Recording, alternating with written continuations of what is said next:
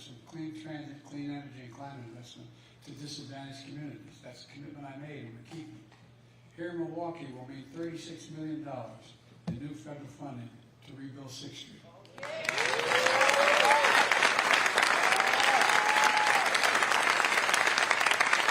We made wider sidewalks for children walking to school, safer bike lanes for residents and visitors, dedicated bus lanes to get to work faster, new trees to provide shade, and modern infrastructure to prevent sewage from flowing into the Milwaukee River and Lake Michigan.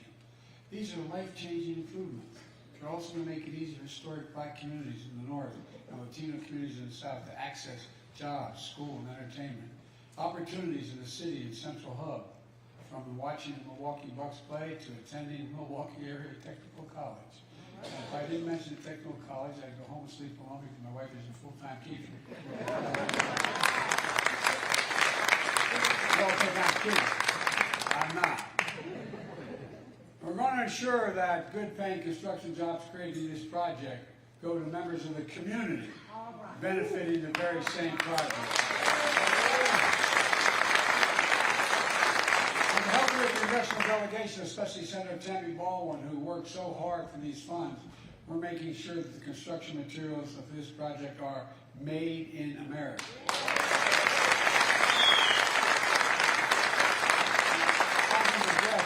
Just for 1 second. Look, you know, I've been very involved for a while. I know I don't look like I just arrived, but I'm. All kidding aside, I didn't realize, even though I was deeply involved initially in the civil rights movement that got me involved in run from the first place, I didn't realize that back in Roosevelt's term, when they were going through the fight for the unions could organize, they added a provision in the law that not many presidents paid attention to. And it says that if the Congress appropriates money for the president to spend on a public project or any project, that he must use an American worker and he must use American material. Folks, very few live by that. Very few presidents did that, but not anymore. That's why we're putting it down.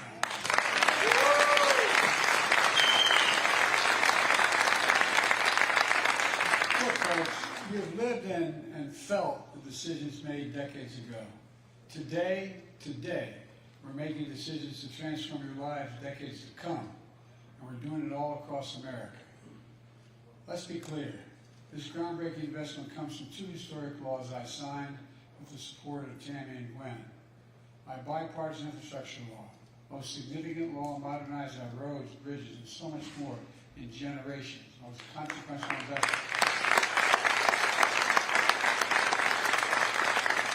Another law, the Inflation Reduction Act, which is the most significant investment in fighting climate change and advancing the environment ever in history anywhere in the world. That's not hyperbole.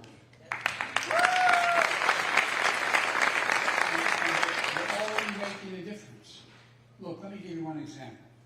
Back in December, I was in Milwaukee and met with a plumber named Rashawn, who owns it. Is he here? All right. Who owns his own small business, Hero Plumbing.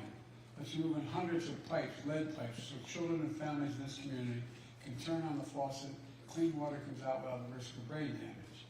Well, it was supposed to take the city 60 years to eliminate all these pipes. To do this work, because of the infrastructure law I signed, we're now getting it done, all of it done, every lead pipe in this city within 10 years.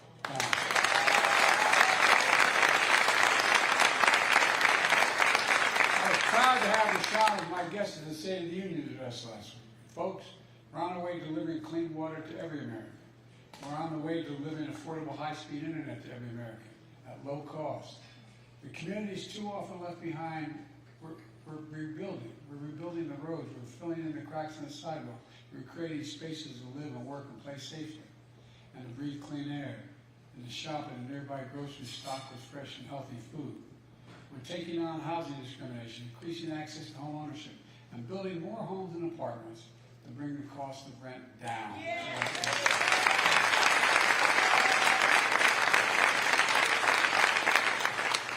Everything we're doing is connecting people with opportunity, not disconnecting people from opportunity. And we're seeing progress. Through my American Rescue Plan, we put $1,400 checks in people's pockets to get them through the pandemic. We're investing nearly $80 million in Wisconsin in the state small business credit initiative, helping countless small businesses grow. In Milwaukee, small business applications are up 70% compared to before the pandemic. Small businesses make up half of our economy. We don't talk about big corporations, it's true, they're gigantic. But if you add up all the small businesses, they make up half of all the gross domestic product, providing good paying jobs and opportunities. And everyone who applies for a small business, a new loan, it's an act of hope. And the share of Black and Latino Americans employed in Milwaukee in 2022 is the highest in more than a decade.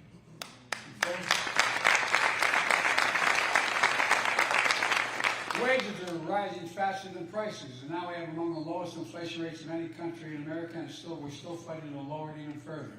We're fighting to lower health care costs, education costs, to give just a little more breathing room, as my dad would say, to ordinary families like the one I grew up in. Let's be clear.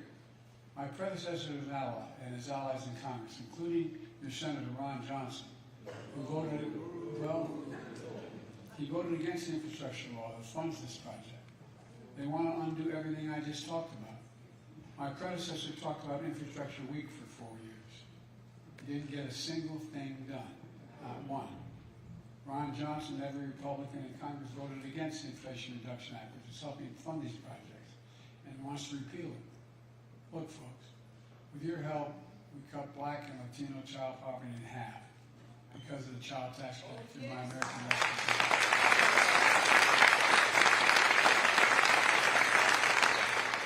And led by your Senator Ron Johnson, every single Republican in Congress voted against that as well, every single one. I signed the law to beat Big Pharma by giving Medicare the power to price prescription drugs and lower drug prices for seniors significantly. Every Republican voted against it as well. And by the way, guess what? It lowered the federal deficit by $160 billion. It didn't just save money for seniors. It didn't just save money for seniors. It meant Medicare didn't have to pay out those exorbitant costs. For example, those of you, everybody knows somebody who needs insulin for diabetes. Well, guess what? Just lowering the price to $35, and only costs $10 to make, by the way, instead of $400 a month, saved the government all that money. Now they're trying to cut Medicare, Medicaid, and Social Security. Wisconsin's very own Senator Ron Johnson calls Social Security, I get this one, I'm amazed. He calls Social Security a Ponzi scheme.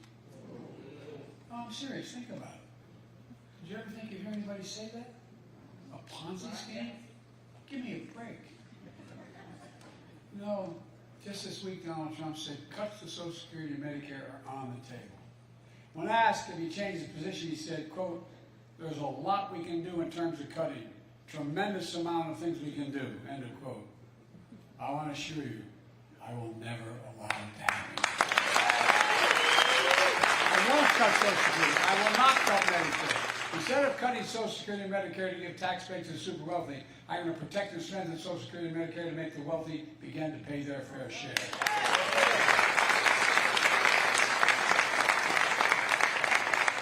Folks, let me close with this.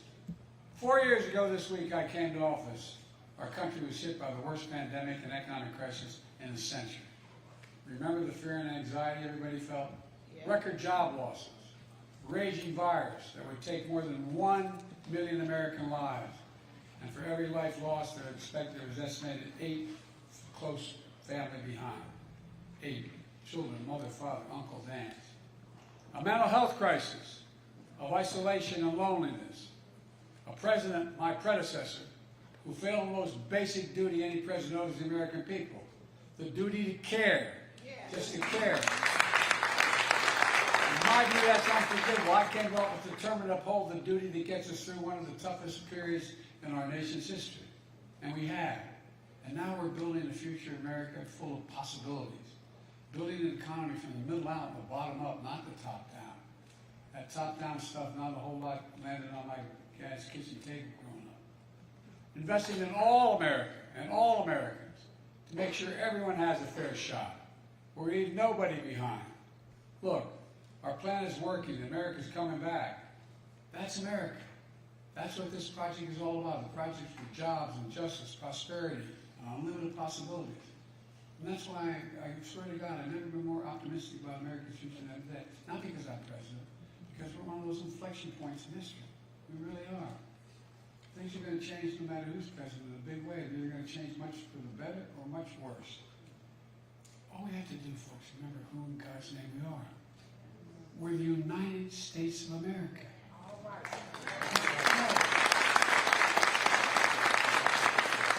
The only major country in the world has come out of every crisis stronger than we went in. Stronger than we went in. There's nothing beyond our capacity. I mean, sincerely, think about it. There's nothing beyond America's capacity if we do it together. And that's what we're going to do. May God bless you all, and may God protect you. Thank you.